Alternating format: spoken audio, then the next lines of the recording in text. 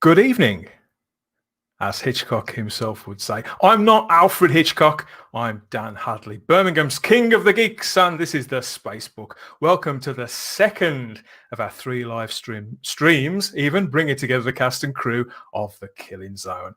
That foul cult film from the late 90s, full of horrible people doing unspeakable things, and the several fresh targets in our sights this time. First of all, let's open this up and bring me on screen. Hello, everybody. And yes, first of all, let's bring on our friend of the channel. He may look like butter wouldn't melt, but he's the one we've got to blame for all these unspeakable deeds, all this death and destruction on screen. Ian David Diaz, what have you got to say for yourself? Nothing. It's all my fault. It's Guilty as all charged. your fault. A 20-year stretch, and back here talking about it again, returning to the scene of the crime. Really, I think it's probably about time we brought everybody else in as well. We've got a few guests as always. One by one, let's see who we're going to bring on first. First of all, I think, what do you think, Ian? Ladies first? Ladies first. Yeah, ladies first. We've got Melissa Simonetti here, who plays the woman in black. And we did have Allegra. We haven't anymore. Okay. Yes, we've got Melissa. We've got Alan, who was the director of photography. And we've got Gary Hales, who was hard in inverted commas. He does look hard. This is round 2 with the cast and crew of The Killing Zone. Welcome, everybody. Has it been a long time since you've seen one another? Yeah. Especially Mel. Very long time. Yeah. So we've established last time we spoke, because last time we were here, of course, we went through the first of 3 chunks of The Killing Zone. And this is the second one. The scene shifts, doesn't it, Ian? And the majority of the cast do too. Well, the people who sort of survived, at least, we've all moved on. We're going to watch that in a moment, director's commentary style, with all these wonderful people. And a few little bits from others as well along the way, because we've also got Guy Mitchell Moore here. Guy Mitchell Moore, he composed all the music for the film, didn't he? And all the incidental music and whatever else. So he's going to chip in a little later. But yeah, we're here, of course, because the Killing Zone, made in 1998, we're gathered to pay tribute, aren't we, Ian, to Julian Booth, who was very much your partner in crime on the film, wasn't he? He was your long-standing colleague and co-producer, co-star. And he passed away earlier this year, didn't he? As we went through on the last live stream, and at the age of 54, you've known him for many, many years. He was an actor, a writer, and an artist, deeply missed by everybody. So yeah, let's have a few words first about Julian. Yes. So Melissa, how long have you known Ian and Julian? Do you remember meeting them for the first time? I think you guys put an ad in Spotlight. What was it called? That publication that the Stage or something like that. Yeah. And that's how, I think we met at the audition, which somebody said, maybe it was Mark the other day, was at BAFTA, and it was a bit posh. Yep. And very legit, and that's where I met these guys. Yeah, the two of them. I definitely remember you auditioning and stuff. So what was that? It was quite cool. I think that's what was the first time we met you. Definitely. Yeah, definitely. I remember it well. Yeah. How about you, Gary? How did you get involved? Where did you first meet these two? There was a guy in the movie called Anthony Faber who I knew, and we belonged to the same agency. And he knew Ian and Julian, and somehow convinced them to see me. And I went along to BAFTA, and that was when I first met you guys. As I recall. And it was the weirdest and best audition ever, because I read once and Ian went past. And I was like, what? And that was it. No waiting. You're done. That's it. And I went back and, wow, did that just really happen? So what did you think when you heard about this? Because it was, I wouldn't say it was harebrained, but it was, you were very much flying by the seat of your pants making this film, weren't you? You'd got a plan, you knew what you'd got to do, but you'd got a limited amount of time and resources. You told a story, didn't you, last time about the film? I'm sure we'll have that again next time.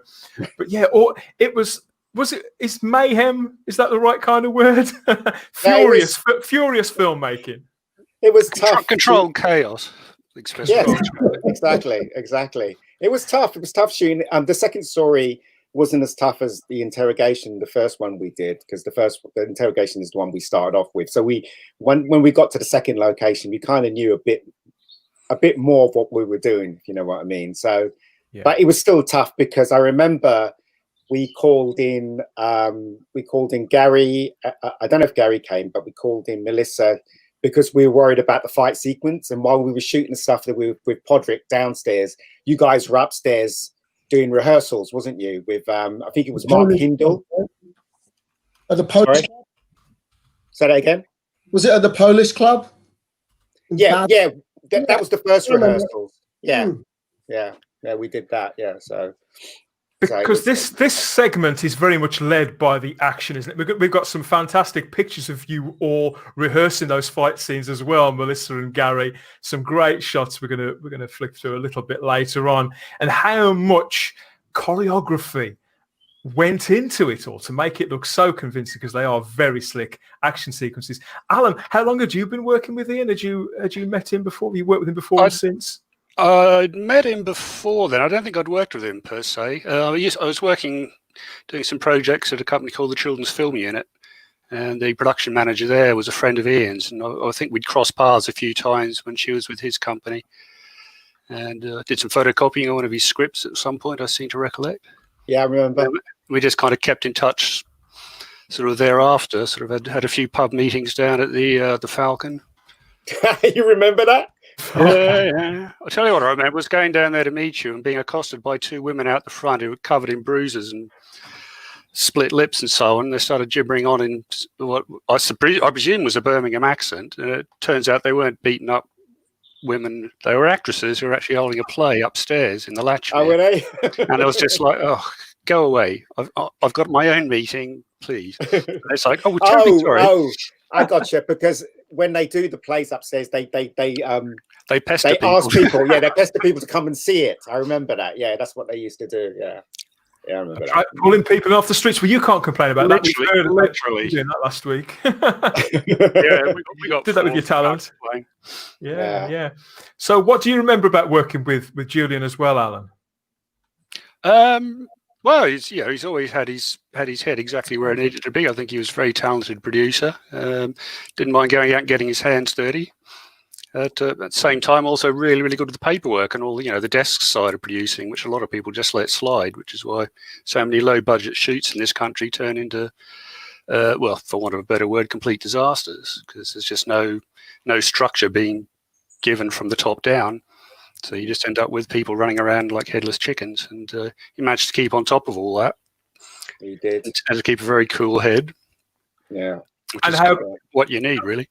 And what did you think of when you read the script, Alan? You saw what Ian and Julian had got planned, all this action, all these people involved. Did it strike you as being quite ambitious? Very much so, but I think doable. I mean, a few years before I'd done my first feature film, and that also was a London locations-based film. So that was shot over about 6-7 weeks. So I had a pretty good idea of what we were going to be in for in terms of unit moves and literally trying to get people from A to B all the way through the production schedule. And it's achieved it though. Yeah, we did. Major disaster. None of the locations fell through. That's the big disaster on low budget films like this. If you lose one of your locations at the last minute, it's yeah. But the thing is though, what was I going to say? In those days, it's far more easy to get locations in those days than it is today. Yeah, people are so guarded. Yeah, everyone's too savvy these days, and they all want money as well. Yeah. So you've said that a few times, haven't you, Ian? Yeah. Can't get anybody involved for free. So, what did you think, Melissa and Gary, when you saw all this action on the page? Did you jump at that? Was it something you'd never done before? You wanted to give it a try? Did it seem like a lot of fun or hard work or a bit of both? What do you think, Melissa? I thought oh God, is that going to be me doing all that stuff? and I think I because Ian's a bit of a kung fu or karate artist. You what?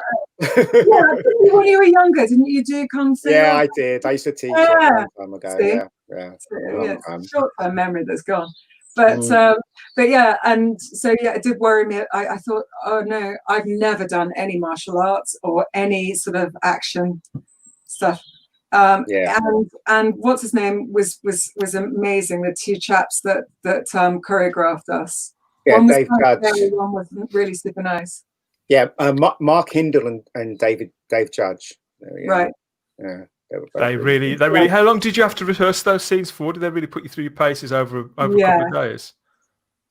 But it was never. It was done really, really. The guys were fantastic, super professional, and they just said you can do it, and you just felt you were okay in their hands, and they knew what they were doing, and I couldn't believe they made me doing that look so convincing. and then the guns and all that sort of thing. I don't know about you, Gary, but when I was a kid, I used to pretend to be both Starsky and Hutch in rotation. I used to go around holding my gun just like you do in the Killing Zone. Was there a little bit of that for you as well in doing some of this? Well, I'm feeling like I was a little bit conned, if I'm being really honest. Okay. Really? I arrived at an audition at the BAFTA, and as far as I knew, these guys had it all in hand, and I never ever questioned it. I never ever considered that it was a risk. I never ever.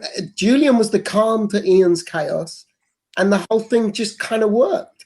When we turned up to do something, it was already prepared. You know, you turned up to the pub, there was teas and coffees, and everybody had a schedule, and you did it, and it was everybody kind of had this sense of getting on with it and working and putting a lot of effort in. But I never once questioned their ability. Ian has this way of making you believe he can do it regardless. That worked and drove everybody through it. I remember, Melissa, even one time you hurt your hand quite badly. Yes. She in the enthusiasm that was going on, Melissa was so into character, as I recall. She literally punched the floor. I mean, like punched the floor. And it was being very offensive. Fortunately, that was rehearsals, not at the set, and she was rushed to hospital and still back the next day, ready to do some more. There was a great camaraderie on the film that was you don't get very often, where you get people everybody was on the same page, everybody wanted the same goal, and there was something about the 7th, 12th, and Ian and Julian, and just the whole way this thing came together that just worked. And sometimes it's best not to question that, just let it go, let it run. And it really, I'd be surprised if anyone who worked on that movie had a rough time. Everybody. You don't know. Listen, it was tiring, it was all of that stuff, but everything's tiring. Nothing worthwhile easy. But everybody kind of had a passion and a kind of, I don't know, a desire to get through it and push together. And that was the thing, it was all together. Everybody was supporting one another. Certainly in the story we were involved in. I don't know about what you call it. I remember you being so enthusiastic on the day. I remember you being so much into it. You and Anthony as well. You know, and I remember when you were doing rehearsals, Melissa, the main character, I think his name, I can't remember his name, it was played by another guy with dark hair. I don't know if you remember that. And then he broke his leg, and then the other guy had to take over on the day. Do you remember? Yeah. Sorry, is this someone I was fighting as an actor? Yes. So when we were doing rehearsals in the Polish club, yes. There was another guy, right? It was another guy playing. There was an awful lot of maiming. Well, Ledra will come on to that later, but there was a lot of maiming and hospital action. Yeah, yeah, but yeah. So he didn't break his leg during rehearsals. He broke his leg, you know, before we were going to shoot your scene. Right? He got knocked over by a car. Oh, did he? Yeah, it was something like that. He got hit by a car. Not anything to do with the movie at all. Just completely independent of. He was out, and I'm pretty sure he got hit by a car and messed his leg up pretty bad. Yeah. So yeah, the other guy's name I can't remember. I feel really terrible. He in and took over. Yeah. The character was called Packer. I remember that, And then we had to do extra rehearsals upstairs when we were shooting downstairs because he didn't know the moves. So I don't know if you guys remember. There's pictures and we'll show you pictures. He had a martial arts background. Yes, he did. Yeah, he had done martial arts before, so he kind of got into it quite easily, as I recall, and was quite convincing. And then we used him at the ending because at the ending when Palmer gets shot, we used him as a character called Carter. So he was still in the film, but he didn't play the part he was meant to be. So, but anyway, whatever. Listen to all these stories, everybody. We haven't even started the film yet. It's all going to come back. We're going to get all this gold. I think we should hit play now, Ian. What do you think? Yeah, why not? Let's get it on. So if you have got the Killing Zone to hand on your own device, by all means, hit play when we do. But if you haven't, sit back and watch and listen and enjoy while we take everybody back to the late 90s and action, adventure, and treachery, Ian. Lots of blood packs and guts. Check this out.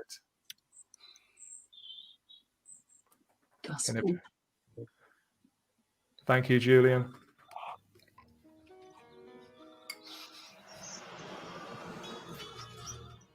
Oh my Here we are, that phone box again. Were all those scenes recorded on the same day, Ian? Yes. Pretty much same afternoon, I think. Yes, it was. Yeah, it was. Michael Jamison, MP. The Killing Zone is the Avalon Business Center. Mr. Jamison has documents that could cripple the syndicate for a very long time. We want the documents and any computer disks of the file destroyed. So this was the famous incident where you had to have Allegra stopping the traffic, wasn't it? No, it wasn't Allegra. It was I think Glyn reminded me that he was crossing the road. He had to pretend he had a bad leg. Stop the traffic. Lucy on one end as well. Yeah. Makeup girl. All interlaces with what we saw last week on the first stream. But it was Beverly, I think, the makeup girl Beverly, that stopped the traffic. She just went and stopped it. They're all honking their horns and everything. Quite funny.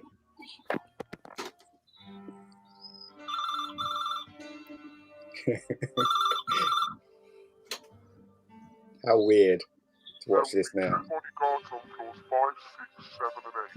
And that was Lucy's voice. Was it? Lucy Savage. Yeah, Lucy Savage. Remember, Al? Yeah. She recorded it separately, gave it a little bit of distortion. Yeah. She recorded it in the hospital when we were doing that shot with Julian in the hospital. Yeah, we did a few little pickups in the hospital. We did, yeah, we did. Threats are an indication of insecurity, Adams, and I have no place for them. Being undisciplined as you clearly are, I wonder, do you recognize? It's very neat, though. You're actually scared of me. Yeah. White shirt, tie. Hard hair, I think that was your description. Yeah. It's so interesting watching, something that's not a million different shots and different angles. Kind of keeps you engrossed. Well, we didn't have enough film, did we? To shoot loads of angles. Here we are. Do you remember this? A woman in black. Am I right? Am I right in thinking that you were sitting on a cabinet for this shot? I was, yeah. Holding a light. I was holding a light over the top so you could see the fag in the lighter. Just the fag and the lighter, was it? Where was this location? Does anybody remember? Oh, there's Gary. Crown House, that was called. Serviced office block in just off the North Circular. Yes, sir.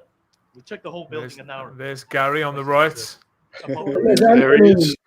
Anthony, yeah. Ryan is shadowing. And Steve Lay, who plays the MP.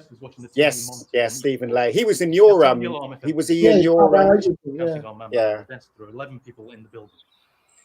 He's one of those actors I've seen in so many things and couldn't put a name to him. Fantastic face as well. Yeah. Very good character actor.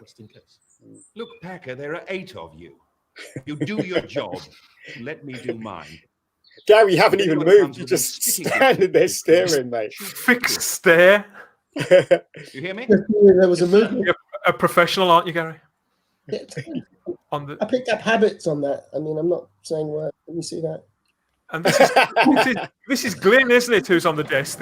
Glyn. Who was talking to us on the last live stream. He was in the chat. Yes, he was. Hello, Glenn, if you're watching this one.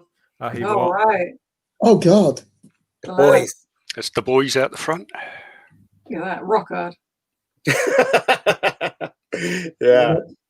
Was there some sort of code to the tyres there, Ian? No. The only one that got it wrong was Justin, I think, the guy with the pale jacket on in the back. He got his tie wrong because everyone's meant to have dark ties. But, you know, that's the way it goes, I guess, when you've got no money. But, yeah, Stephen, he was quite cool, actually. See, if I remember right, didn't somebody get all the suits for us from, like, Burton? Yes. Cheerio. That was it. Yeah, that was it. Okay. Yeah. Well, I think I've gone bust now. Probably because they gave away all their nice clothes to people like us for nothing. you see, in those days, right, they used to give you stuff for free. I mean, as I said in the last stream, Marks and Spencer's gave us a crap load of white shirts for nothing. Where'd you get the laptop from there, Ian? Because that would have been high tech back there in 1990. I don't know. I don't. Somebody got it. Probably came out of a skip, I think. James Lewis, the art director, is very good at just finding stuff out of nowhere. I like how it was wireless as well, years before wireless technology. Oh, here we go. So yes, this horrible man. Yeah. But as I was saying to Dan, you can see a crew member in this shot, but a lot of people don't see it. I'll point it out when we see him. I think it might be Cliff, actually. So had you known Stephen Lay before, Ian? Had you worked with him anywhere, or was that the same casting? He came with Anthony and Gary. I think Gary or Anthony recommended. What was that? He was part of the deal. Yes, he was. I think. Part of the firm. Right. So after this shot, look on the right of screen, and you'll see someone's reflection. It's a fantastic office, though, Ian. It's sort of so bland, but it's got so much atmosphere as well at the same time. Yeah. Yep. We did our best. There we go. There he is. Can you see him? Oh. Who's that? I don't know. It's one of the bodyguards. Come on, he followed. I love this scene. This is the scene that I call the Batman scene, isn't it? It's got you at an angle here, like the Joker, Gary. Well, that's because Anthony's so much taller than Gary, unfortunately. So it's the only way you can get them both in frame and look nice. And as Cliff said, the Dutch tilt means someone's going to get shot, and he was right. But this is there's a name for this kind of shot, isn't there, Ian? Yeah, Dutch. What's it called, Al? A Dutch or a Dutch tilt. I wonder why. Oh, windmills. Tilting windmills. I have no idea. Yeah, could be. Yeah, didn't think of that. There were no lines for this at all. Ian told me and Anthony to go away and just something that was natural and right to fill this, and we did it in one take. Yeah, you did. You did. They do feel very naturalistic characters, very everyman characters. I love the way that you're lit there as well, Gary. I insist on that.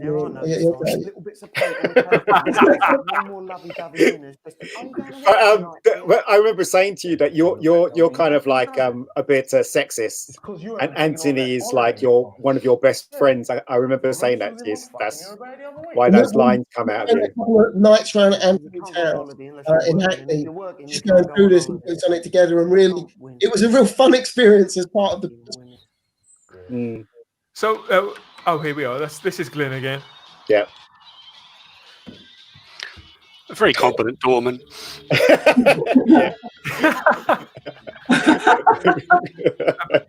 about to meet Palmer. Or maybe not. Or not. Yeah. He's lost his shoe. He's lost his pen. So you had free reign of this entire building for quite a long time then, Ian? Very nearly. It was largely untenanted. I think we were really lucky to have found it when we did. Yeah. I go past it often. Was it the weekend we shot this in? Yeah. I can't remember. It was? Yeah. Can you remember what floors we were on, though? I can't. I think we were on 4th for the office and then one of the 9th floor for the fight scene to come up. Yeah. But yeah, they're very kind. They pretty much gave us the run of the place. They did. They were really nice to us.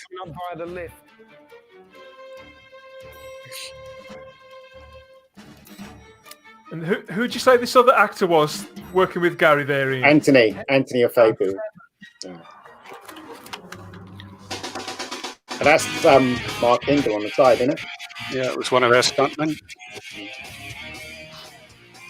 I remember you having you not liking those Reebok trainers. Oh, those shoes.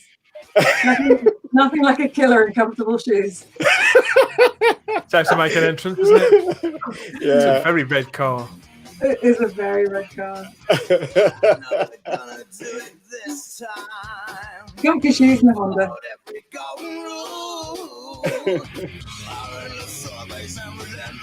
Go for it. Go for it. Oh, yeah.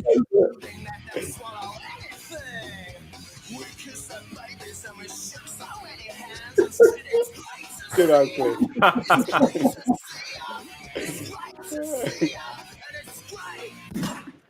That poor boy. Yeah. What have you got to say for yourself, Melissa? I apologise, Glenn. He was such a sweetheart too. Yeah, That's a nice picture, Alan. To which? The picture of Alan. Oh, yeah, that was getting the car turning up, I seem to recall. There goes. There's Pod. That's God. Oh, Jill. Julian. Yeah. Here he is again. This gentleman on the left, he was in the first segment, wasn't he? Yeah, he was. Yeah, he was. In Oh, look. Julian was there. Mel hasn't changed at all. I look about That's scary. It's very scary. Was it a cold day, Melissa? It looks cold. It was a cold day. Yeah, Very windy, as I remember. very windy. So did you have to work with the costume designer on putting this whole look together, Melissa and Ian? You know, did Well, you? Ian just wanted to, it was about the woman in black. So he already had this idea that she would be all in black. And, Silhouette. The company should be later. Now, I think the Reebok trainers was I don't know. I think somebody gave us money for you to wear it. It's true. That's right. Yeah, that rings a bell actually. Yeah. And a big push up for us. Yeah. We're taking the old man to safety. Over. They're rubbish, aren't they? Those bodyguards. It's so crap. They're doing their They best. could be watching this stream. Don't No, listen to him. I'm saying the bodyguards are rubbish because they are. Look at them. They're No, useless. they weren't. He was excellent. He's the guy that gets me later. Nearly killed his He brother. looks like Harry Hammond. Look how useless they are. Look. Oh, I These see what you mean, yeah. bodyguards, they're rubbish. See the timing of this. I just think it's great. Fell for the Yeah. oldest book in the book. Can't believe you all fell for the oldest trick in the book. Look at Anthony. She didn't even say hello, Gary. No, Kill them. Guns to the ground. This was so much fun shooting this stuff. It really was. I love the shot with the three guys there at the Yeah. different heights like that. Yeah. Particularly as we know, the guy on the right is so much taller. But when it's you don't get a chance to direct stuff like this, and in those days, the British TV, there wasn't much, action in British stuff. It was all drama, talky stuff. So I haven't got all day. Far enough. Fucking women. Was she gentle with you there, Gary? no, was she fucking like? I remember this because the guys kind of dared me to have 2 squibs instead of 1. Oh yeah, I remember. Yeah. That's great. Almost now have a half jump. a sad end for Hards, I feel there, Gary. It's not the guy. Ian intended though. Oh, Gary and I had a great time. We had a laugh. Shit. You remember you wanted to put the gun in my mouth at the end. I was going to still be alive at one point. Julian took me out of it. It was too something. He'd probably got a whole evening planned, hadn't he, Gary? Poker pie, gladiators on the telly, Mrs. coming round, all that. Whoa! There we go. There we go, guys. Well, it's pretty amazing when you think about it. We're 20 years ahead of the curve with Killing Eve at the moment. Yeah. God, what a part. I mean, this was not long after Kill Bill, wasn't it? And things like that. Or Lock, Stock and Two Smoking Barrels, it's been most compared to, and that they shot just after we did, a couple of months after. So very much overlapped that sort of change in.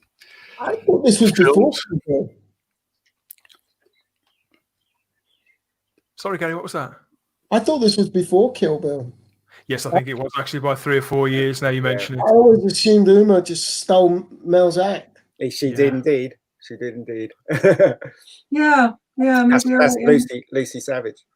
She dealt with all the costumes. Yeah, so that's a great shot, kicking the screen like that. Yeah, but those are like the kung fu shoes, aren't they? Like Bruce Lee used to wear. Oh yeah, right. Yeah, Reeboks. Here we are. Here's some of the rehearsals. Excuse me. Mel was well protected. She had the head guard on. She had the gloves. She had the so she wouldn't get hurt, but she did. So where was this room where they did all this to you? Then that was the Polish club in Balham. It's the White Eagle Club. Yeah. All right. Yeah. Usually a wedding venue, but obviously also it does double duty for rehearsing. It was quite a big room actually, and it was a lot of fun too, mucking around and stuff like that. It really was. He can't be. I saw him. So how long would this corridor have been, Ian? Was it? It's not long enough. I was going to ask because I know some of your tricks. I wondered if it was. We had to take the door off. We had to take the door off. I remember to have that shot. But as I said, the length of the corridor is completely different when they enter. It's really weird.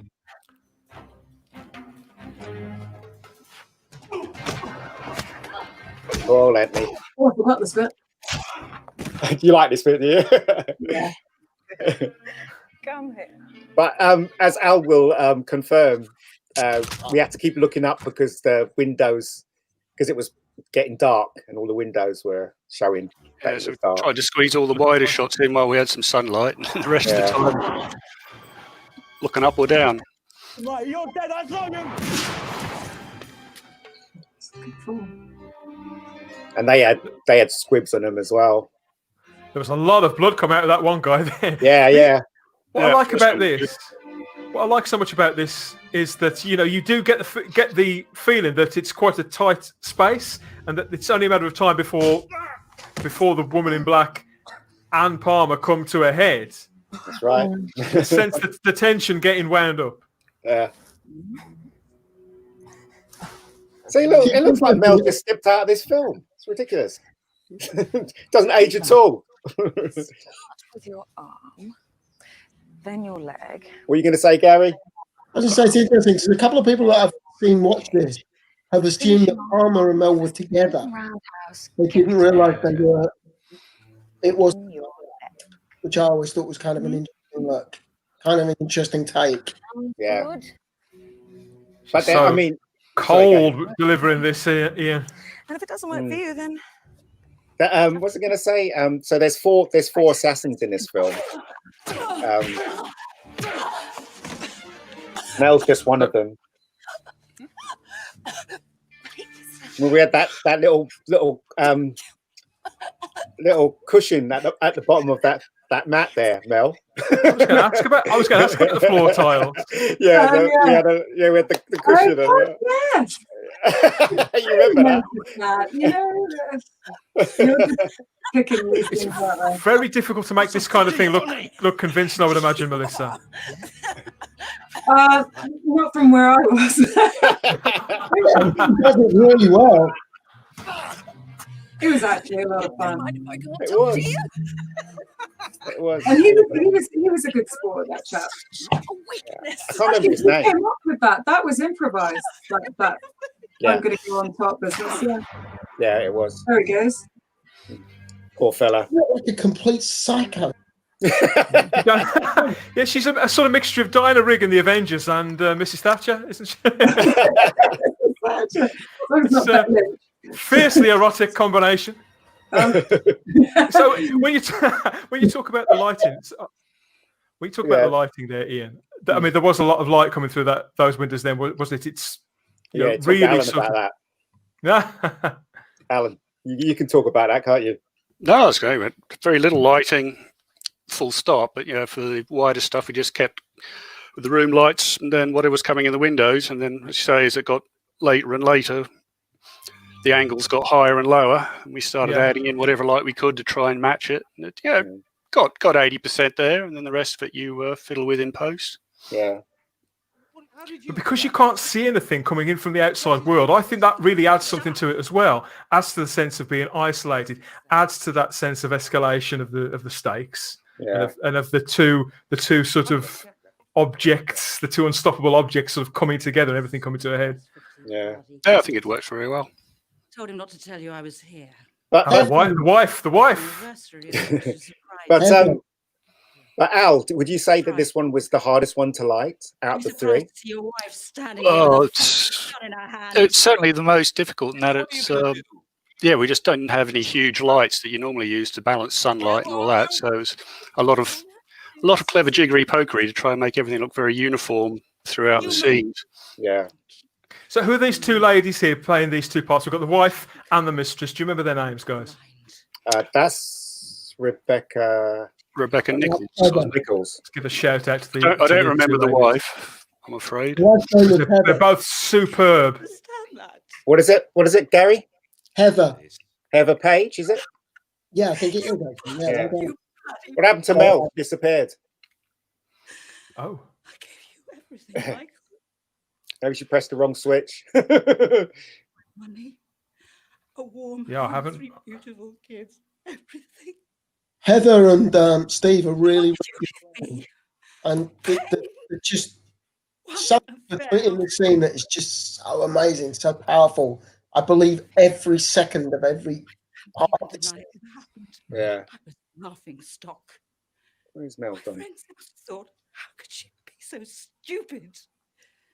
Shouldn't have been talking about Kansas. The shed's blown away. Yeah. Your fate.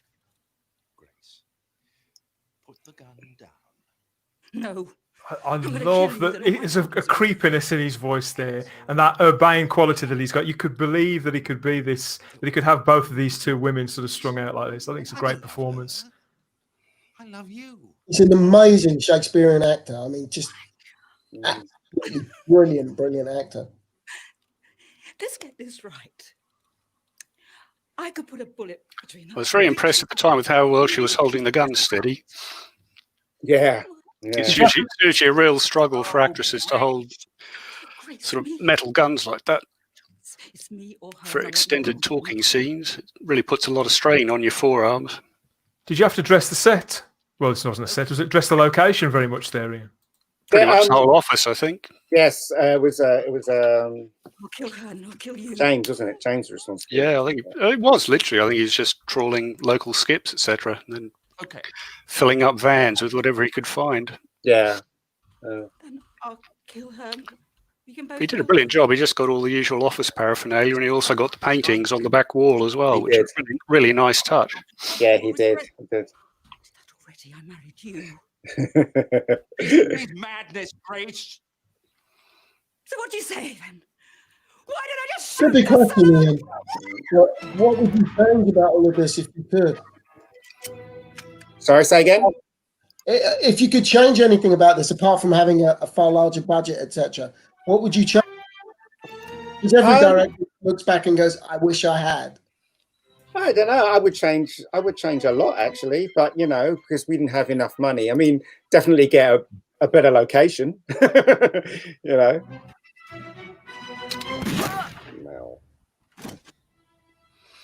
Still shooting people. Yeah, taking them out one by one. With barely a flicker, Melissa.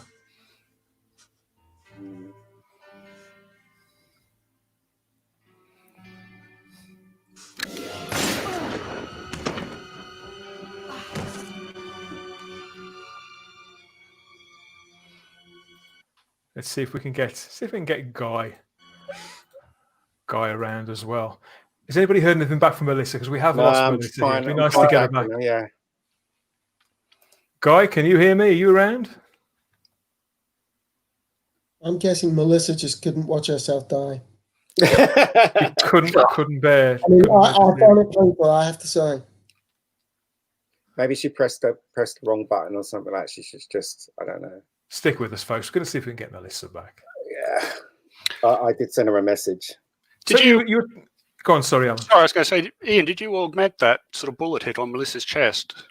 It kind of looks different to how I remember it. Remember, they had to put a tube in to actually do the blood splatter. No, what I did was the director's cut. I cut it closer. Ah, okay. To one, and because the original cut, you can see the tube and you see the blood come out. Yeah. So I just it works better.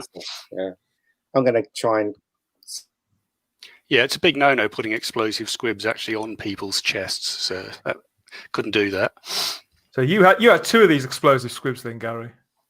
Yeah, but you have like I guess it's like a nylon. It always reminds me of one of those nylon chopping board things that you buy in supermarkets that they attach it to, and you can feel them go off. You can definitely feel like a kind of a dig into where they go off. They kind of dig into you as they kick back on you. But the guys spoke to me about it a long time. I'd never had it done before, but they spoke about it for quite a while. They explained exactly what was going to happen. And again, like I said at the beginning, I never ever had any doubt that anybody didn't know what they were doing and was 100%. I just put my hands in those guys and it looked great. It was easy. And then I spent the rest of the day laying in a pool of blood. You just fired that question there at Ian about if there's anything that he could change. As an actor, when you watch back your own performances like this, are you quite critical of yourself? Do you think, oh, we should have done this like that or like the other? How do you find watching yourself back? I think the truth is Ian, myself, Alan, anybody who's got any creative side whatsoever will always look back at what they did. And particularly if a lot of time and space, because you've learned so much more, so you can use those tools that you now have that you didn't have then. And hindsight's wonderful. And I was actually really proud of what we did. I was, when we went to see the screening, I was just so impressed with what was on that big screen, as was everybody else there. But yeah, sure. If I look back at it now, there are things that I would change, things that I think anyone who says they wouldn't change something, they haven't evolved. They haven't grown as a artist in whatever way. And I don't mean that to sound pretentious in any way, but you're an actor, you're a director, whatever. You're constantly learning. You're constantly reviewing how you do things, why you do things, etc., etc. So then when you look back to the you that was a year ago, 2 years ago, 10 years ago, 22 years ago, this is the case. Yeah, sure, you look back and think, well, I could have done this. I could have done that. And I look at Steve Lovey, who plays the MP, and I'm looking at him and I'm thinking, I don't think there's anything he could have done to make that any better. He was good. Pitch perfect, isn't it? Yeah, it was just like they completely nailed that. I just thought they were perfect. And because he's such a grotesque character, I mean, I did want to talk about this performance anyway, but because he's quite a grotesque character, it could have been the easiest thing in the world to chew up the scenery, spit it out, and then chew it up again with a character like that, couldn't it? But he doesn't do that. He resists. And I think that's why it works so well. Is it a similar story with you, Alan? Obviously you've been director of photography on so many projects. I understand you're working on something now. Is it a similar process for you? You think, I know how, because technology would have changed, wouldn't it, in your case too? Does that ever spring to mind when you're doing it, or do you just get a huge wave of nostalgia?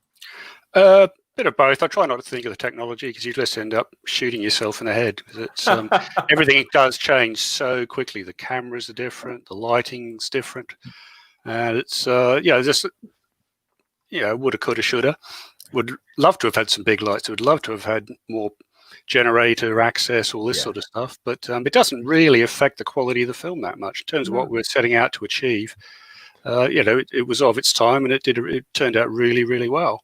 I think and that's what you're aiming for.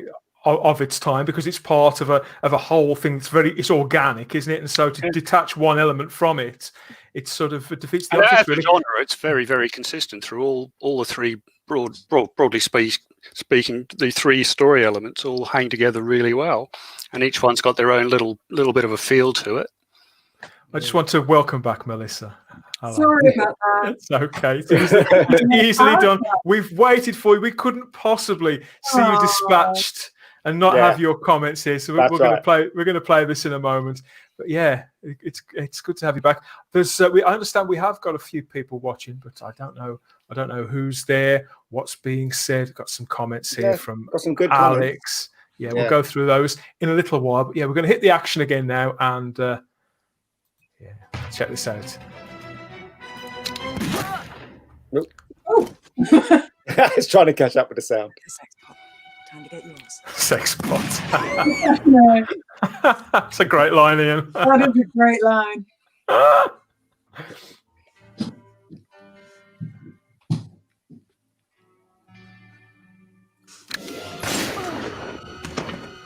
She wasn't aiming that gun too well, was she, Al? Well, it's a big bullet. This is where when I was watching it for the first time, where I was wondering what was happening, who was doing what to who, where it was going to go next, because I didn't expect you to go out like that, Melissa, I have to say. No, I don't think she did either. You always got to misdirect the audience, you see. You have. But you know, let's just play this bit. I'll tell you later. This bit's fun. Oi, Palmer. Don't bother looking for the Rebecca was really good in this. And he's as cool and calm and collected as always, isn't he? This is a nice performance here. But my contract changed hands. He's very steady, isn't he? All the way through this. If you're watching this. To you and Jameson. I'm here just in case you failed. It's too bad you in my face, but that's the way. That's a great kill too. Yeah. I think both your kills are like really, really strong. That was a pickup, as Al will tell you. No, that was on the location. I think it was the close-ups at the pickup. Those ones ended up shooting those about 1 a.m. So no sunlight behind him at all. So we just had to stick some sheets of poly behind the curtain, blast it with all the lights we had. It's very convincing for daylight. They know. The hospital. Julian. Yes, Jules. Yeah. There is. So yeah, who is this with Julian here? This is the syndicate. They're the syndicate. They're the people that run the business. So they're all learning the truth about Palmer through. In the real world, who were they? Who did you rope in for this? One of them I know was you. Pete Skopiak's dad. I know that. I think it's the guy on the left, the grey hair, and I can't remember the guy that's on the right. He was in Dead Room. He was in Dead Room as well, wasn't he? He played Melissa's dad. He played Melissa's dad in Dead Room. I can't remember his name. Barry. He's passed away as well. Yeah. And the guy that's on the extreme right, he does the voice. You know, when Palmer picks up and he talks on the phone, he did the voice for the guy on the phone. So I can't remember his name either. Such a long time ago. But I think the guy on the left came with Pete's dad, and I can't remember the other two. I don't know how we got the other two. I really don't. Did they wonder what was going on? They wondered what the hell was going on. No, well, they didn't have to know what was going on. All they had to do was stand there and look at Julian, didn't they? Yeah. So you know, but there's something about men like that they look, you know, in charge of. They've got a certain weight to them just by their presence, haven't they? Even with their backs to the camera. Yeah.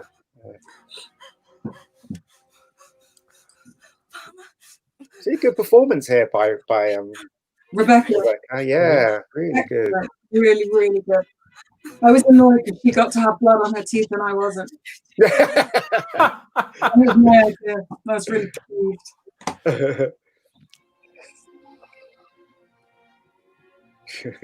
So when you're lying around after you've been killed, I mean, both Gary and Melissa there, I mean, you've got to lie there sometimes for a considerable length of time, haven't you, keeping the same position. I was really impressed with Melissa. Didn't blink on that shot. Yeah, it's tough for Melissa. She has to keep her eyes open. Yeah. Yeah, of course. That was my choice as well, because I wanted to be, you know, creepy. Thank you. You see, now not a lot of people realise that in the first story, when Rob Gomez, who was the guy the two guys they beat in the calf. I'll tell you later. Freeze. So we're all wondering what exactly is in that case at this point. Yeah. Love that line too. Freeze, this isn't America. It's a great line. You still say things like that now. You do. I hear you say you know me too well. I'm starting to pick up some Ianisms now. See, that's the guy. There he is. Yeah, that's the guy who was meant to fight with Melissa, but he got knocked over by a car, as Gary says. He was good. Yeah. Oh. Get some pictures. Check out Ponytail. Yeah. Oh, man. Is it me or does he look like Jesus there? I was thinking that he got that a lot. He got that a lot. Yeah, we used to joke about that. Yeah. Our production was touched by the Son of God. Look at that. There's the boys. The boys. There you go. That'd make a great wallpaper, wouldn't it? shots for the album. That's a great shot. Look how young we are. Jesus Christ. Yeah, I know. There you go. Well done, everybody. Fantastic stuff. But as I was saying, right, in the first story, you know, when the two guys that are white pretending to be black in the calf, they were talking about this woman had brought a gun off them, and it wasn't working too well, but she liked it. She liked that it didn't work too well. That was the woman in black. She brought the gun off those two guys, and that's why the gun doesn't work when she's trying to, when Pod is trying to kill Lance in the last story, because it belonged to her. So everything's connected. All the stories are connected. Every character. Yeah, good. I was really good. I noticed that the other day. I mean, I knew that, but I remembered that she likes it because it's unpredictable or something. Yeah. Good touch. There you go.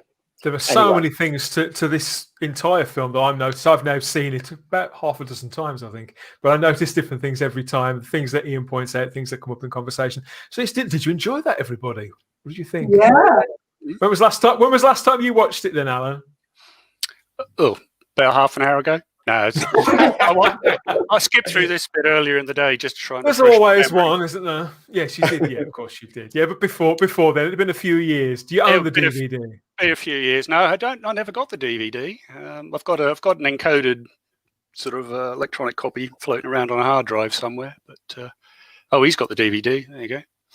I got the DVD.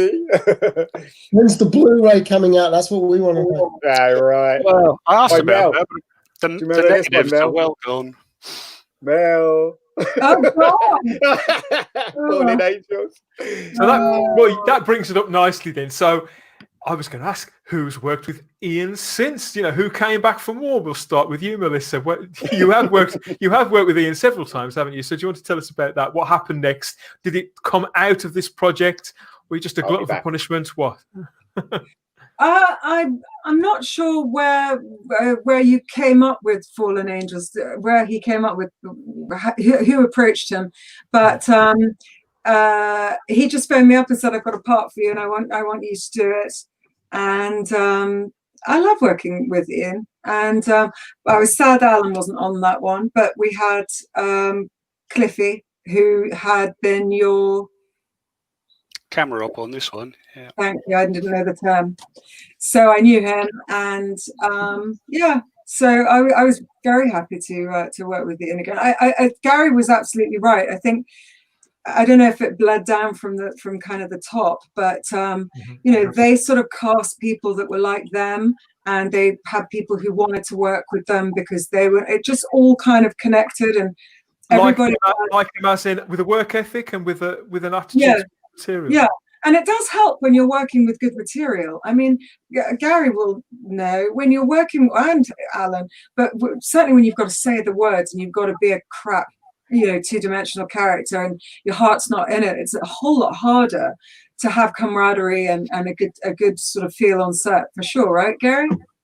Yeah, there was just a whole lot of passion on this for everybody. Everybody was really into it and doing it for the right reason and believed in it. And if you believe in it, you give it 200%.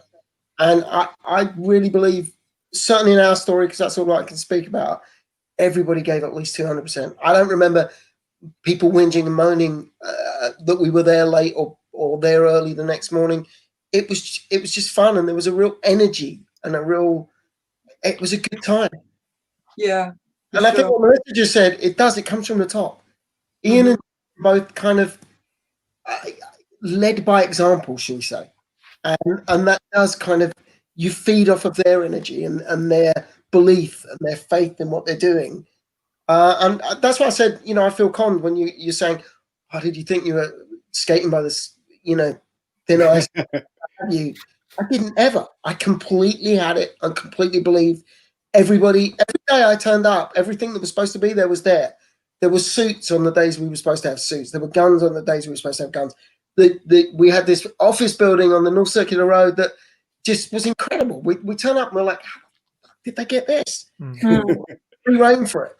Everything was just so, whether it was done at the last minute or done by hook or by crook or whatever they did, they waved the magic wand and our playground was there for us to go and do what we needed to do. And they let us play. The end result is the movie. And I think a lot of charm of that film is the fact that people were really into it. And I think that comes across. It does show. It really does show, yeah. And I mean, what you've just said there, Gary, this is something that we keep hearing as well, isn't it? How has he managed to do this? How does Ian David Diaz manage to keep pulling these things together, either with no money or with you do have this reputation, don't you, of being able to achieve almost the impossible or certainly the irrational. I try to be nice to the people that I work with, though. That's the thing. I think that's the most important thing, is that you tell the people, anyone you're working with, you tell them the truth and you be nice to them as much as you can, obviously. And that's all I can do, really, and keep our promises. If we say we're going to do something, then we'll do something. It's just the way it's the way I go through life, put it that way. But it wasn't only me; it was Julian as well. Julian was he took all the crap, the balance, just as Gary said. Yeah. So Julian and Alan. Alan, if it wasn't for Alan, the film would never have been lit. I mean, let's face it, he did a fantastic job. It looks incredible, yeah. Yeah. Oh, thank you. You felt there was a real, sort of wizardry and sort of, Alan could kind of cope with any situation. The continuity was crap because the shot, look, it's nothing like it's clearly the wrong time of day or whatever. You're not inside anymore. And Alan, very cool, calm and collected always, and thought that out. There was a real sort of, that you got the feeling there was some real some people who knew their stuff. I mean, Guy, Alan, pretty top of their game kind of guys, and Ian in the writing too and directing. Sorry, I tried. Have you worked together? Have you worked together since Gary and Ian? Have you worked together since this? No. When we left, Ian said to me, "You and I are definitely going to work together again." We are waiting. I'm still waiting. Gary, listen, mate. We are definitely. We're definitely going to work. I can't guarantee you'll get paid, but listen, no things there. That's all I'm going to say. But remember, we did a stint on Peter's film. Remember the Peter Skopiak? Oh, we did. Yes. Oh, lied. You got me in that. I absolutely lied. Yeah, we did. What's it called? Small Time Obsession. It was called, the film. That's right. Yeah, and I remember I had to drive, and somebody said, "Oh, I wasn't allowed to drive until I showed them I could drive," so I did. All right. And very, very had white knuckles by the time we got out of the car. The main reason how this got made, I think, financially, was that I seem to recall Peter's film was literally back to this one, so he got a massive deal on film stock and hiring all the equipment. He did. And when we were doing the hospital bits you've just seen, we shot those last at a real hospital up in North London somewhere. And so we literally went from us finishing, handing over the kit, and he shot his first scenes in the same hospital. Yeah. So the next day, and it was interesting. We were wandering around like something out of The Walking Dead. And he had all his crew turning up looking brand spanking new, and the first director stomping around in camouflage pants, saying, do this. And it's just like, yeah, you're not going to last that long. What was interesting about our crew compared to their crew is that we had don't have a go at me, guys, in the chat. but there was a lot of people that didn't know what they were doing, right? There were a lot of people that was the first time on set and stuff. So we were making the film at the skin of our teeth. We really were. We really were trying our best to make us. But as I said, there were a lot of people that they didn't know what they were doing. So it was.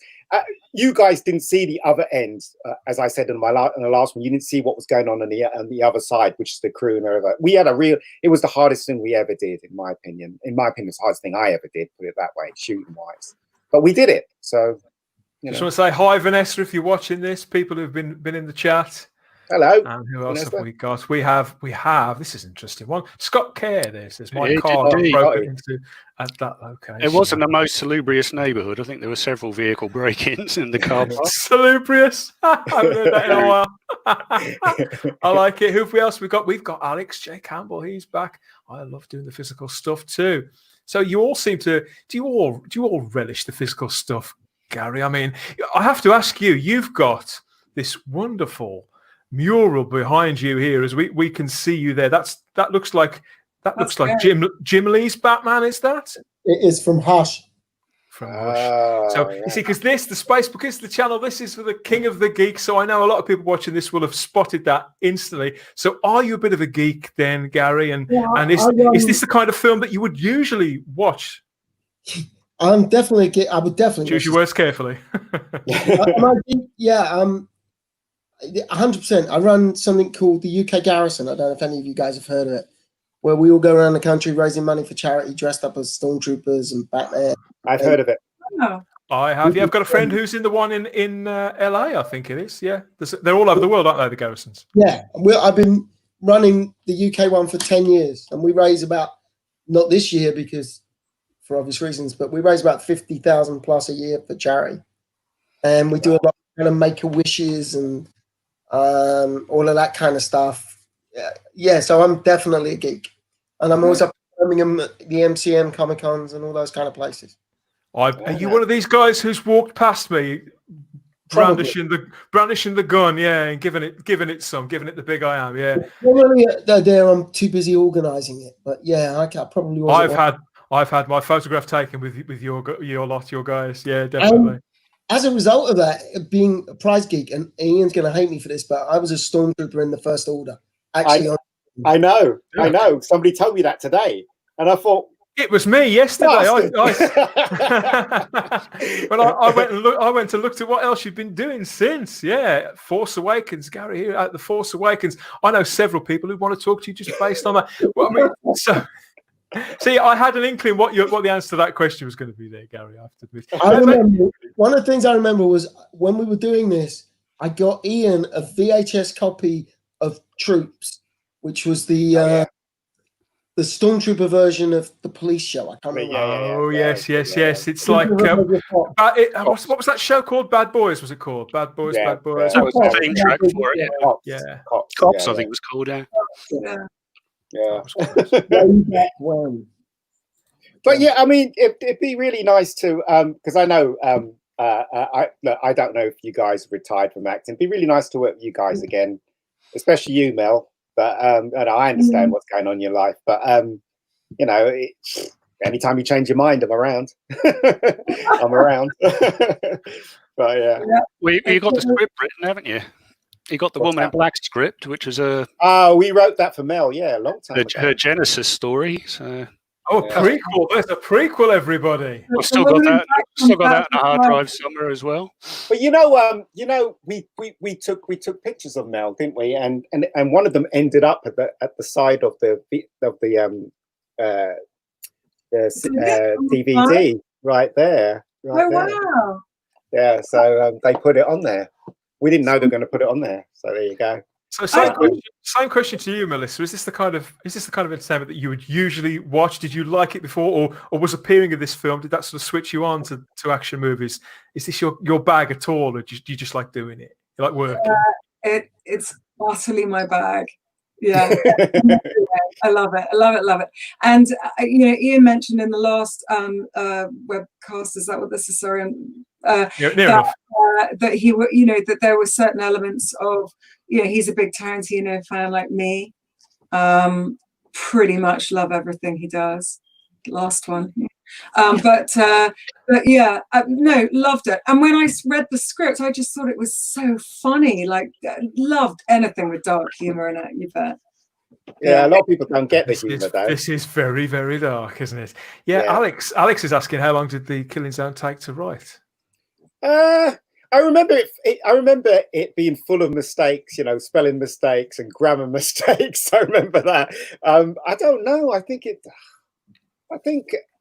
was like the second draft we went with.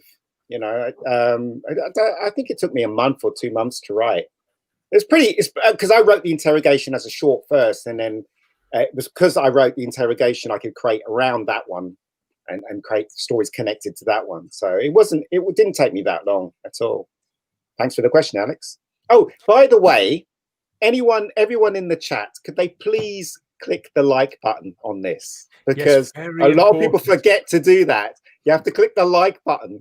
Hundreds of people watching. Hit that like button. How can you not like this? Check out Gary's helmet. That's exactly a legitimate article. You must hit like for that. Otherwise, we're going to send the garrison round to sort you out. Brilliant. Absolutely brilliant. You've got a Batman costume as well, haven't you, mate? Hang on, ask the Batman costume. He's got an assistant. I have an assistant. He's got Stab. He's got Alfred. Yeah. Oh, here we go. Oh, that's amazing. Oh, he's got the cow. See, like it twice. Like the video twice. Who knows? He's thinking about it. He's going to. He's going to put it on. This is the Michael Keaton one, isn't it? Yeah, it is. Normal Friday night for Gary. Oh, look at that. That's so cool, Gary. The Dark Knight is young. Yeah. That's how you watch TV every night, isn't it, Gary? So what is that your sort of dream to be in a superhero film then, Gary, with that? I that would always be fun, Ian. Yeah. Okay. So we've asked this of Ian's casts before, haven't we? And what would you have him write for you next? I think it would probably be a superhero film for Gary.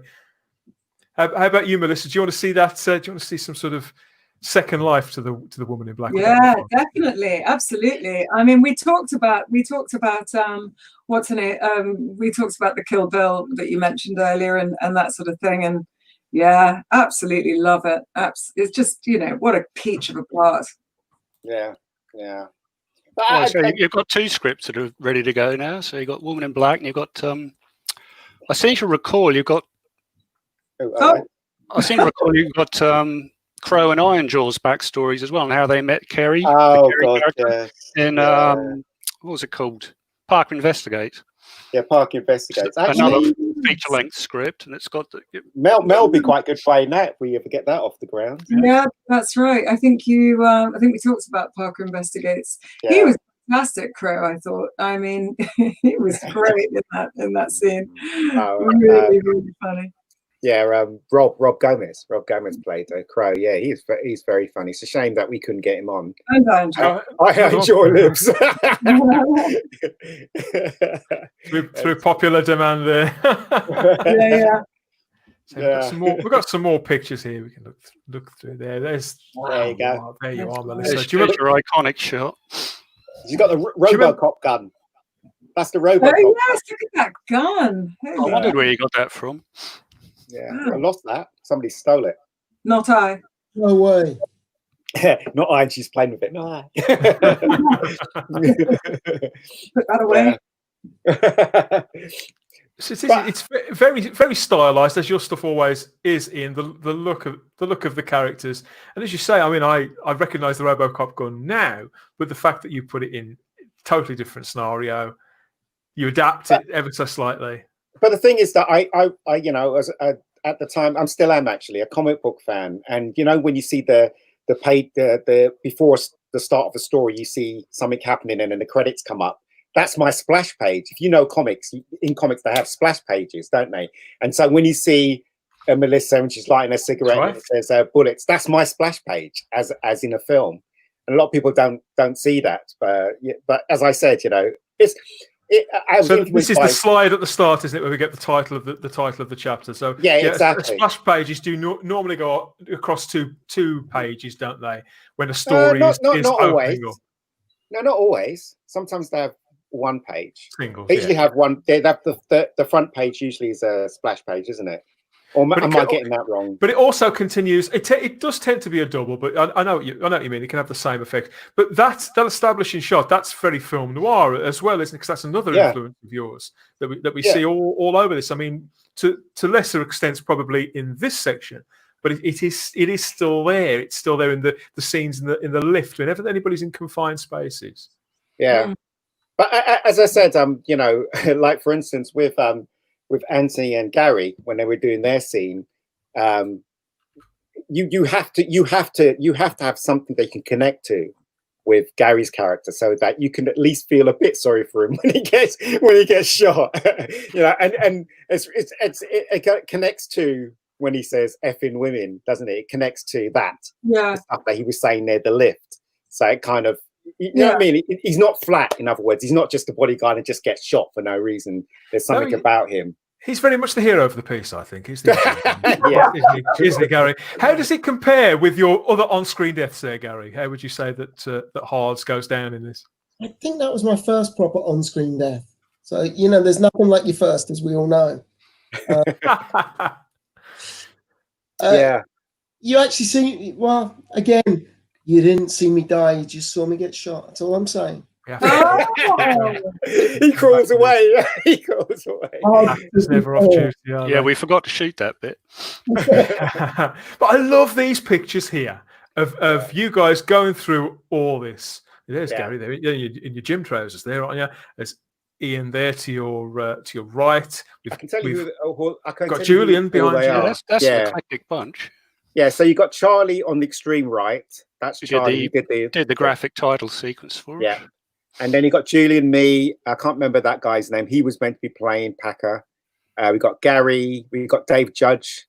Who's that guy in the middle after Dave Judge? Al? What's his name again? I can't remember his name either. I'm terribly sorry. We have seen other pictures of him. He was one of the crew members. Yeah, got Mel, we got Anthony, Nicholas, and we got Mark at the end. So yeah, and that's where we were doing the choreographing for the action sequence, the fight sequence. Yeah, and that was in Balham, wasn't it? Yeah, it's still going strong. The White Eagle Club. Yeah, the White Eagle Club. Yeah. I would be funny on it. They still have the same wallpaper. I was just going to say that. That surprised me in the least. They haven't changed the outside. Late 60s, early 70s at the very, very latest, would you say? Yeah. Wonderful stuff. Wonderful stuff. So what else we've got is another shot here. Oh, yeah. This is in greater detail there. Going through the script. And that's Anthony's daughter there, the little girl. Oh, yeah. Anthony's Hang on a second, there was a script. Sorry? Hang on a second, there was a script. Yeah. It's just that one page on the table. That was it. So when you're sort of working on the choreography of these scenes, Ian, as I now know, you're a martial arts guy. Obviously, it has to be choreographed to the tiniest degree, doesn't it? Not only so that the actors don't get injured, but for the sake of filming it correctly, for looking authentic, like these people, the characters are who they are supposed to be. They are trained. This is second nature to them. So you have to go through it with a even finer tooth comb in those circumstances, one would think. I think Dave Judge and Mark did a really good job because, as I said, they made Melissa look like she knew what she was doing. I also remember you saying something right at the beginning of rehearsals. It really resonated with me, and I don't know if you'll remember this, Melissa. You kind of, your direction when we were rehearsing was to just do it, and you would work around us. Yeah. Don't have us choreograph around where the camera was going to be. Yeah. As you were about making it look as real as possible. You would figure out how to shoot it once. So it was. There was a real kind of being let off your leash kind of deal with this thing. People really, and I guess that's how you hurt your hand, because you were really full on. Like the second or third day, whenever it was we were doing, you were just like something out of a 70s kung fu movie. You So there, and that punch when you hit the floor was because you were just in the moment completely. How did you hurt your hand, Mel? Gary's right. I punched the floor. You punched the floor. Yeah, and I remembered like you had pads that you'd put a pad down, or one of the Dave or someone had put a pad down to punch. And when you did that, I was pulling the punch and it didn't read. So I don't know who was there, just said, it's not working. It looks faux. And so then I pulled it apart and I was just doing it like that. And then I got excited and did it too hard. Overshot. You're bringing out the beast in these people, Ian. Yeah. Yeah. I think Ian would say, you know, just to frighten us a little bit sometimes, even if it's crap, I'll just cut the scene or something. And what you've got to remember is that Melissa punched the floor. And I mean, you went to hospital, as I recall. Yeah. And you still turned up. And at shooting this, nobody knew you had a bad hand. I mean, nobody can see you had a bad hand. We all knew you did, but that never ever got in the way, and that never ever stopped you making that full on. It's like for that minute, it doesn't really matter if I broke my hand or whatever it was you'd done, you were still kind of going for it full on. And that whole Ian and Julian were kind of everybody wanted to get it perfect and really throw themselves into it. Yeah. What was interesting is that we had to do rehearsals. We had to know what was going on because the film was at a premium, because today you can just shoot in video and keep going, but we only had a certain amount of film. So we knew we had to get that shot. Do you know what I mean? Like for the first time, we couldn't keep doing it. So it was that's the reason. I mean, you do choreograph the fight beforehand, obviously, but we had to try and make it so that we knew where every punch was coming, where every kick was coming. So it helped a great deal having two cameras for most of that stuff as well. We couldn't have done it with one, I don't think. Would have run out of time. Yeah. But not taking anything away from Dave, but he did a brilliant job with fight choreography. He's also very good at keeping an eye on safety, because you say Melissa's punched the floor. If you're just making it up as you go along, she could easily have done the same thing with some actor's face. Yeah. That would be two people in hospital, a lawsuit. You know, it's like you laugh about it, but it's very easy to get things wrong like that. But Dave's always right on top of that sort of stuff. Yeah, Dave's good. He is good. It's very good. What were you going to say there, Gary? It was just the fact that you guys really did work around the choreography. You never put any kind of constraints on us when we were working. You let us do what we needed to do, and I think that's why Melissa looks so great and looks so fluid and natural, like she's been doing it for 20, 30 years, because you worked around her. You allowed her to kind of move and stuff, and then cut it together in such a way that we all look great. Yeah. Well, looking at the picture right now, Julian didn't look that great. No. That's Allegra. I don't know what they were doing there. But Hello, Allegra. So these scenes, obviously, I mean, was this part always intended to be Julian? Yeah. From the very, very beginning, it was always going to be shot for telling a really bad joke, but he wasn't shot fatally. So. It was always part of the storyline. Did you bring him lunch? Did you bring him lunch at least while you got him taped up to all that, hooked up? No. Oh dear. Absolutely shocking. He didn't arrange lunch, so there you go. He might have got a coffee. More coffee there. I'll bet you that was for him. Probably was. Yeah. There's Pod. There we go. Yeah, with his two cases. What's in the other case? We'll find out next time, won't we? Yeah, guns in that one, and guns in that one. I don't know. But yeah, it was, as I said, it was an interesting experience. I mean, I found the whole thing, as I said, from my point of view, and I can speak for Alan, I guess it was the hardest thing to do, especially when you had very little money, you know, and Julian pulled off a miracle because he was in charge, and, you know, he was taking the brunt of everything. He seemed to have coped with a lot of stuff coming his way. So yeah, there you go. Let's see what else we've got in the chat here. And with the whole look of the film, you kind of did retro. You know, you kind of whole thing going on before that became like cool and a thing. You know, you you just did that first, I guess.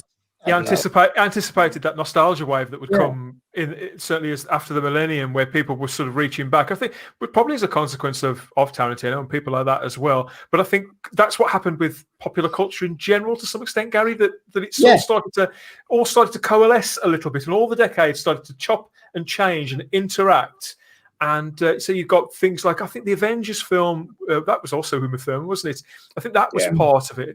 And the way that the Batman films had gone under Joel Schumacher, because they'd been a sort of blend of the 60s and the 90s. So I think it was maybe part of the same kind of aesthetic, but you were definitely pioneering it on this sort of level. I remember, because when I was writing it, I always, especially in those days, I always thought that women got the cheap end of the stick when it came to acting. So I went out of my way to create female characters that, I mean, they're doing it now, obviously it's a big thing now, but I went out of my way to create, interesting female characters, and as I said, if you look in those days, female actresses were offered the girlfriend of the boyfriend or the pregnant wife, or, it was the same roles they were getting. So it was pretty cool to have, a ass kicking, assassin, and it was a female. I mean, if you look through most of my stuff, I mean, even Bad Day, the leads in Bad Day are female, so they're all just as flawed and murderous and horrible as the men in all of Ian David Diaz's work. There you go. and she wants to do some more of it. Here we are. My wife just said Ian hasn't aged. Not sure I'd agree. That's from Scott Carey. If I stand up, I've got this huge belly, like that. So it's nice for you to say. Nor is Mel. Mel hasn't aged at all. Look at her. She's the same. I sold my soul there. I've got a picture upstairs that you definitely don't want to see. Painting. Mel. Don't leave Gary out, chat. He wants a compliment as well. Let's have one compliment before we go off. Gary was the best to work with, man. So many laughs. It was so great. Not stressing around, but just it was really, he's a pro. I mean, the man, he'd done Enders and he'd done lots of work beforehand, right? Gary was one of the more, old hand, if you'll excuse the pun. So let's get around to that. You mentioned Luther earlier on, Gary. Where else would people have seen you? What are you doing? What have you recently been doing? What are you doing next? What would you like to do? What's next for Gary? Right now, nothing, because everything's kind of shut down. Bloody stupid question, wasn't it? That nobody's doing anything. Luther was about a year ago, and that was a lot of fun. I still go to classes. I still do stuff and tick over. And like everybody else, I have other strings to my bows. Believe it or not, I conduct funerals for a good part of my life. Rock and roll. You're obviously a very creative man as well. Firstly, because most geeks tend to be, but obviously as an actor as well. Yeah, I mean, I'm always interested in getting involved in projects. Money's never been a driving force for me. You have to pay your bills, for sure. But if someone comes on, I did a project about a year ago called Scab, which was a 60-second movie.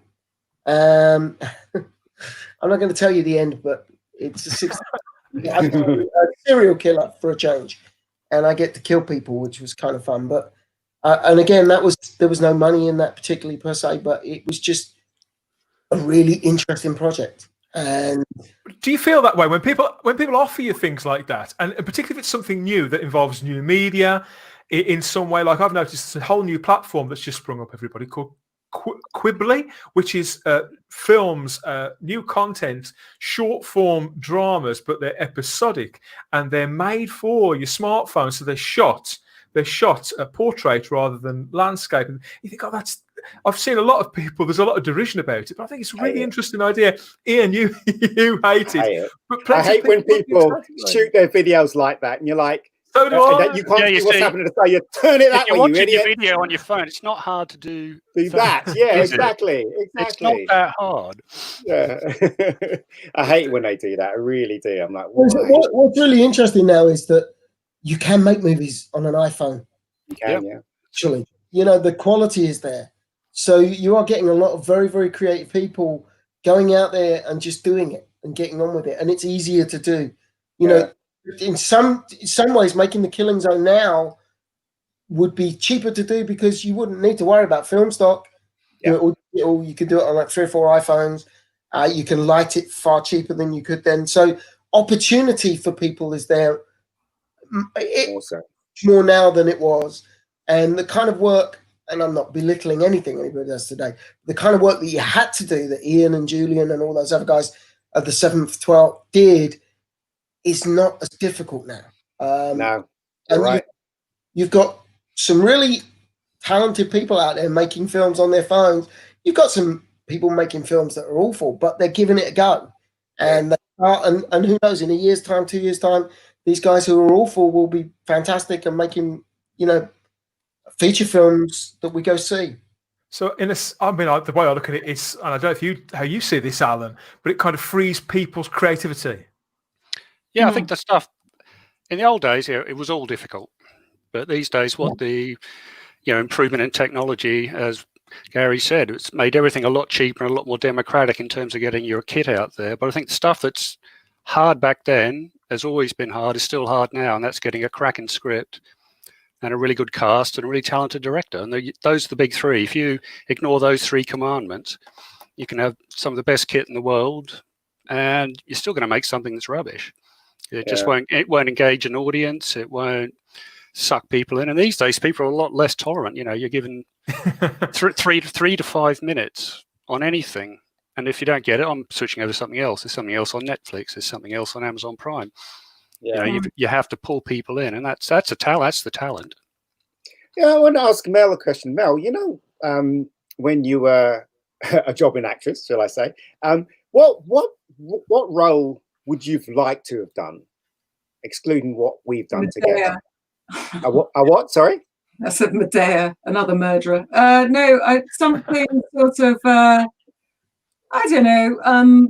You know, I mean, I like the sort of genre I like are the film noir. You know, perhaps something a bit more rounded character-wise than The Woman in Black. You know, something a bit more meaty. Right. You know, but I love old movies. I'm all about old. Yeah, I love movies. And I still watch black and white films. Make my daughter watch them, poor sod.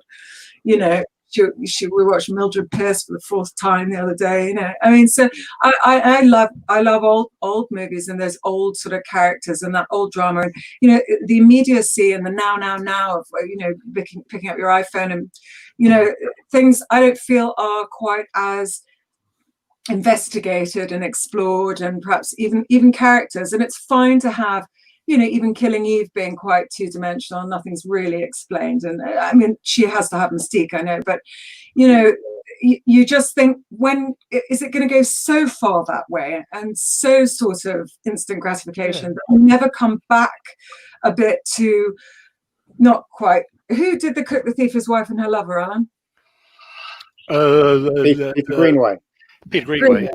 You know, I mean, I'm not saying, but maybe foreign films. Maybe we'll start looking to other countries for a bit more artistry and a bit more sort of more texture.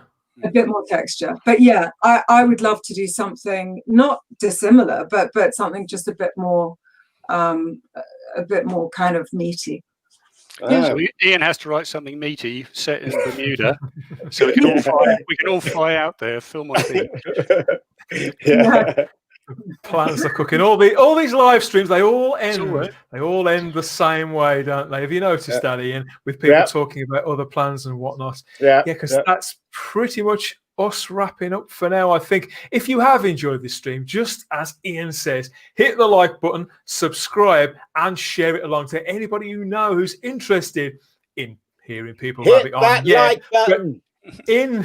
But in these kind of movies, these dark, macabre, comic thrillers, and anything that's a bit culty, would you say, Ian? Yes, I like, subscribe, and share, because there is more to come. We've got one more of these to come next week. We're going to bring some more cast members along for that. Who knows who's going to turn up? But yeah, the Killing Zone is available to watch there, isn't it, Ian? It's on the Rebecca Gold channel to watch. It is in full. But obviously, if you're a physical media hound, you could probably find a DVD out there somewhere.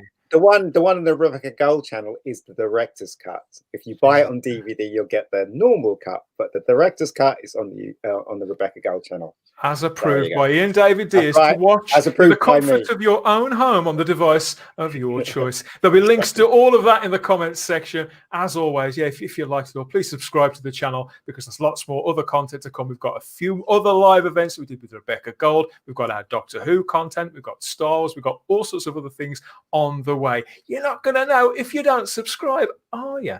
No, there's more of that to come from us.